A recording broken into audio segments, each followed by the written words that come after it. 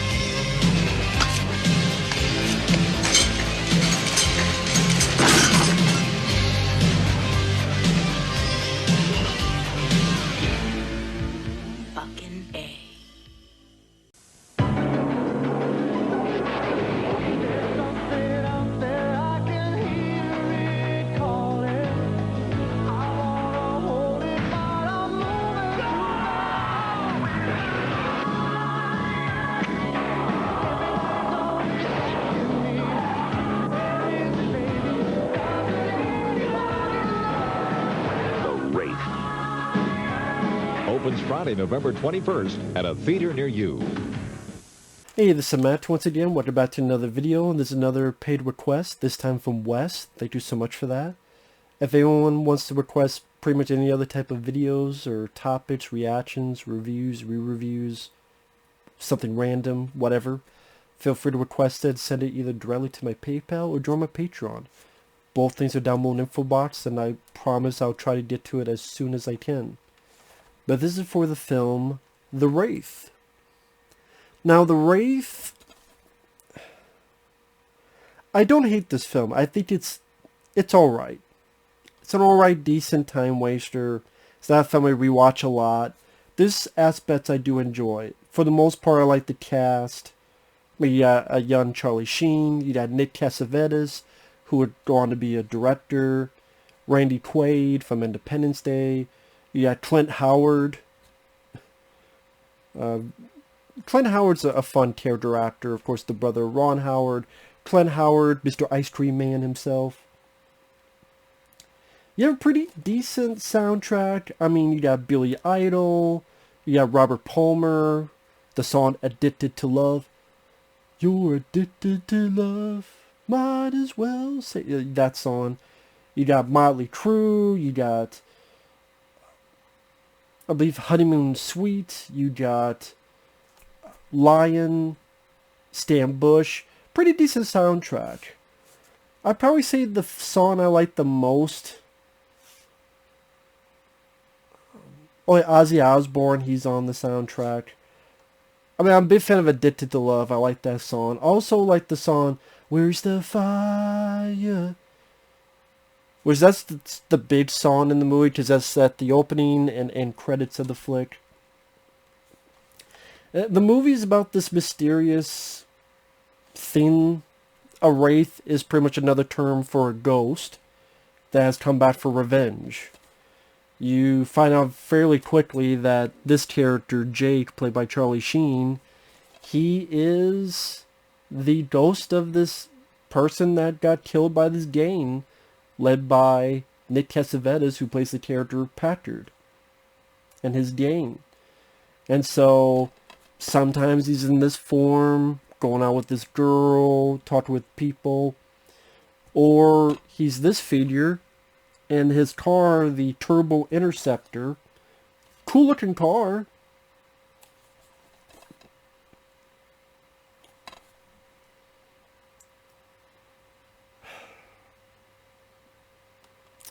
The thing about this movie, though, Some people say, oh, The Crow ripped this off.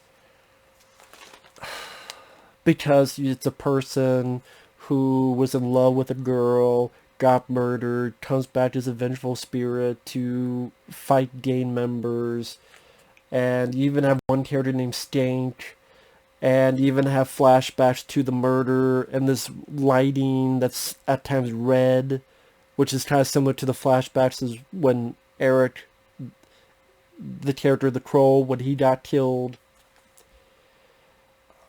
On the flip side, there are other movies that have done that angle. High Plains Drifter for Clint Eastwood. That was also a film that dealt with a stranger that comes back and you find out is a ghost. And at times you get flashback of that person being murdered. Granted, no red or other type of lighting, but... So I would not be surprised if High Plains Drifter was an influence on this picture. Now, I would say The Crow movie than this, because The Crow has a much more of a handle on the action sequences, and plus the action scenes are actually, well, what's the word I'm looking for? They don't feel the same repetitive nature as this one does. I think that's one of the big problems with the Wraith is, while I like the cast for the most part, yeah, I like the cast. Even the game members, they're fun, eclectic, eccentric characters. Like these two who are pretty much tweakers. Like I said, Clint Howard and his crazy hair. Nick Cassavetes is pretty decent as the villain. Charlie Sheen, who's not in the film as much as you would think, because he's not in the suit. He's, it's supposed to be Charlie Sheen, but he's not in the actual suit. He's this, and he pops up a couple times, so I'm not saying it's a small role, it's just, I wouldn't say he's in it as much as maybe one might think he is.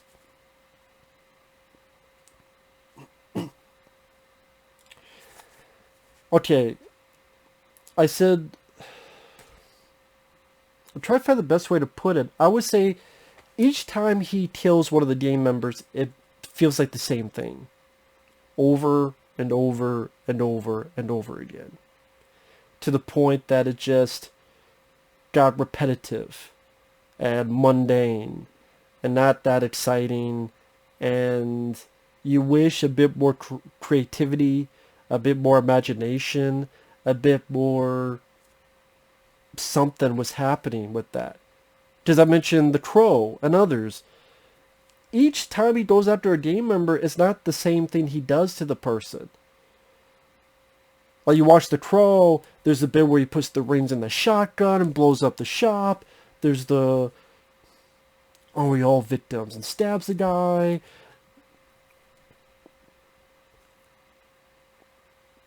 There's a trap of the guy in the car and it blows up in a big ball of fire. Here, they get into a race. Turbo Interceptor, the Wraith, one of the gang members, they're racing down a desert road, going back and forth. Turbo Interceptor rides off. The guy's driving. There's the Wraith. Ah! Second time. Yeah, again, almost the same. Could be the same exact fucking road. Desert road.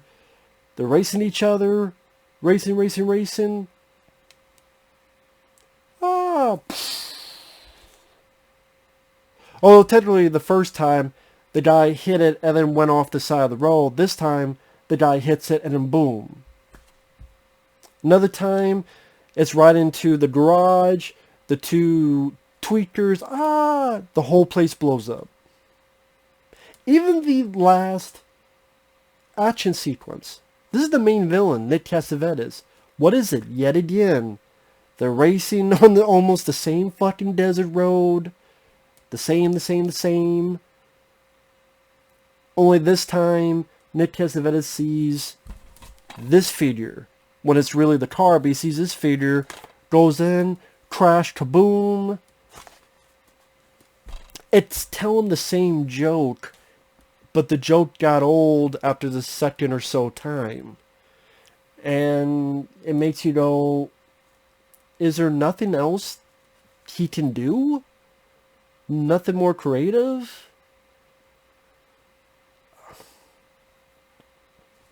Well, I mean, fucking Christine. John Carter's Christine had more creativity in his deaths than this. Christine, the car's on fire, runs the guy over, and the body is there on fire. Or traps a guy in a narrow alleyway. It even breaks itself in trying to get into it and crushes the person. Or crashing through something and squishing a guy. I mean, at least each one felt unique and different and on its own. Here, it just seemed like the same. That happens, a little bit of Charlie Sheen with the girl, a little bit of Randy Quaid investigating what's going on, talking to the bikers, then another race, rinse and repeat. And like I said, while I don't mind the film, that is one of the reasons why I never loved this. This was never one of my favorites because of that repetitive nature of the story, of the script, of the action. Now, I don't mind the effects for, a low-budget film in '86. At the beginning, where they use, it's pretty much animation, with the lights coming from the sky and burning this speed limit sign, like pretty much melting it. Yeah, it might not hold up in today's standards, but for me, I liked when they used animation of that style back in the '80s. Because that type of animation at least had a little bit of charm to it compared to a lot of CGI that I witness nowadays. And there were times I go, you know what? This Wraith could get this job done in 5 minutes. So there was a part of me that went, why the fuck is the Wraith taking his sweet ass time? Because that's another issue. The villain, the hero has no weaknesses. There's never a point where the Wraith, there's no jeopardy involved. There's no weakness involved. It seems almost OP, like it could do whatever without a care in the world. So, maybe for a lot of people, it won't matter. But when there's now, you can't really have suspense when there's no jeopardy involved. You can't, when the Wraith is totally indestructible, and yes, of course, and most of the films I love, no, I'm not thinking and especially not hoping that they don't get killed. But a lot of times, they get hurt, or even Commando, as OP as Arnold is, he still gets hurt. Right, he gets hit with a grenade and his sides bleed a little bit, but he's still hurt. Still bleeding a bit, but that ain't the case here. So, again, that loses any amount of tension you could have. Because where is the tension coming from? These shitty gang members that we don't care live or die. We hope die. We know they're going to die, and they die pretty much the exact same way. I guess the Wraith is taking his time, technically, because Charlie Sheen wants to go out with this girl who was his girlfriend, and the reason no one recognizes him is he's got a new face, but they're like, you remind me of someone.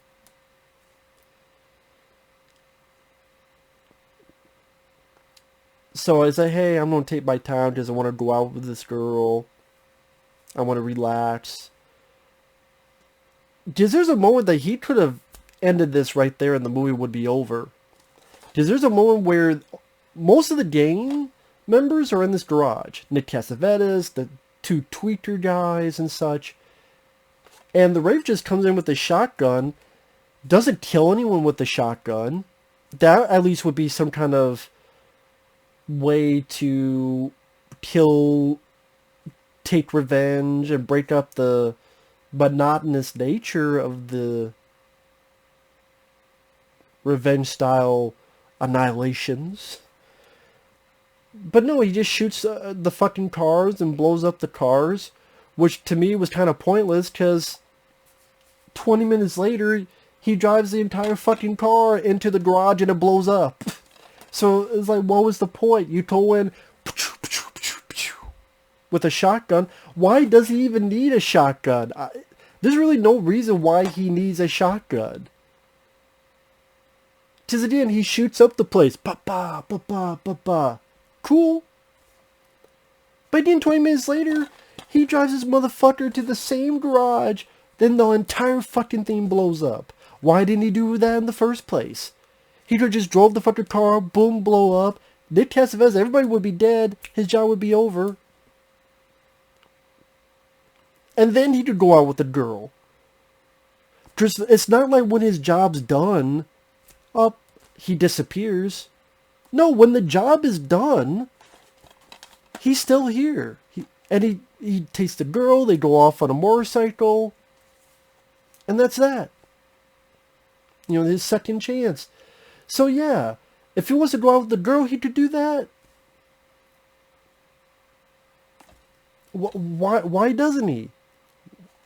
I guess he just wants to take his sweet ass time. Maybe he's just fucking lazy. Is that what it is? The Wraith is lazy? He's being a lazy fuck? Someone please explain that to me. I don't hate the film, but someone explain that to me. Why is it that he goes in with a shotgun, doesn't want to kill anybody, even though these are the people that killed him? I'm just going to kill their cars. But then 20 minutes later, he goes to the same fucking garage with his car, blows up. He could have done that then and blew everybody up. Why the fuck didn't he do that? Why didn't he do that? The only thing I could think of is because Clint Howard was in there, and technically Clint Howard, he didn't know anything about it. He had nothing to do with it. Maybe that's the reason. That's the only reason I could think of. But the movie doesn't really state it that much. But okay, whatever. Other characters. Oh, you have what was the character's name is Jake, that Charlie Sheen plays, but his former self was called Jamie. And Jamie's brother, who works at the burger place, I wish there was more done between him and this guy, because they are brothers. It's just Charlie Sheen doesn't tell them till the very end. But it would have been nice to have a bit more scenes. Hey, tell me a bit about your brother. Oh, he was this, and that, and maybe some drama about either, man, I wish I never got to tell him that I love him, or I never, got to tell him how much I care about him, or a bit more development of that character would have been nice, the brother character who works at the burger place. Because the one moment, my favorite moment, weirdly enough, because I have seen this film quite a few times growing up. I don't know if it's because the music, maybe it's the score by... Oh, of course, it doesn't want to say the composer on here. Well, it says Michael Honig and J. Peter Robinson. Music by. It's right before the end where he gives the brother character the keys to the Turbo Interceptor. Very rare, one of a kind. Who are you, bro? And then Charlie Sheen goes, you said it, Billy. So the guy follows Charlie Sheen out, and Charlie Sheen gets on his motorcycle, rides off. And then the guy goes, Jake, who are you? And then it cuts to a shot of the empty road. Then the guy reacting, and him realizing that must have been his brother. That must have been his brother. And I don't know, that scene always got me. I don't know why I did. It might be the music, which I really like the score in that moment. Maybe because the idea that this guy just realized that his brother left him. The brother that left him in life. And he never got a chance to really... It's once he finds out, it's too late. Once he finds out that he's already gone. And I thought the actor did a good job. Jake, Jake! Jamie! Granted, I don't know why Charlie Sheen, the character, would not want to stay and give him a fucking hug. Like, give your brother a fucking hug. But, I guess not. Needs to get the dick wet and go to the girl and ride on a motorcycle, then ride on his cycle or something. I don't know. Different riding. But that scene, I was always my favorite in the movie. I know it's stupid, it's not an action sequence, but that's the scene that always stuck out to me. Also, I found it funny that the shotgun, when I was watching it again, and he's moving around in the garage, it has LED lights on it. There's literally like a red LED light that goes... I don't know why the fuck the shotgun has LED lights. I guess to make it more supernatural or something. I don't know. And that's the thing, is like, he races one of the bad guys, blows up. Then the gang members talking stuff. Randy Quaid, who's the sheriff. Randy Quaid is alright. Randy Quaid does fine. I don't mind this moment. Actually, the picture's on here, where he makes these little paper men with no heads. And is trying to get the gang members to talk as to, what the fuck is going on. But yeah, Randy Quaid did fine.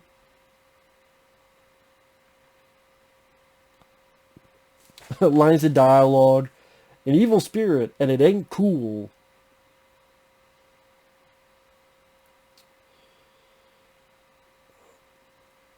Speaking of that ending, now that I think about it, the cops know what this car looks like.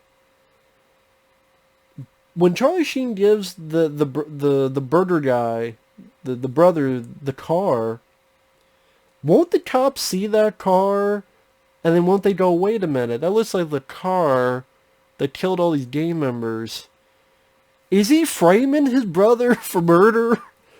I know it's not, but that's kind of a funny thing. When you watch this film again, think of it that way. Charlie Sheen even says it's a one-of-a-kind car.